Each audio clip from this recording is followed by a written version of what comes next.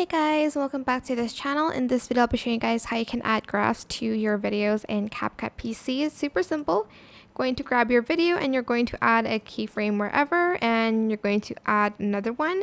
And I'm just going to zoom in and I'm going to kind of move this around as well. For instance, this is the point where I want to zoom into. I'm just going to move it a little bit here. I'm going to then right click and I'm going to select show keyframe animation.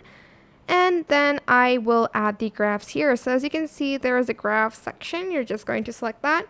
You can select ease into, ease out maybe.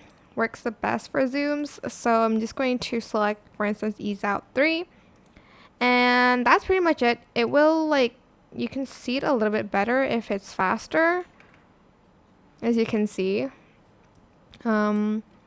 But yeah, that's pretty much it really. I hope this tutorial was helpful for you guys. Don't forget to like, comment, share. Also subscribe to this channel if you haven't done that already. If you have any more questions, just leave it in the comment section down below. I will try my best to answer them all for you guys.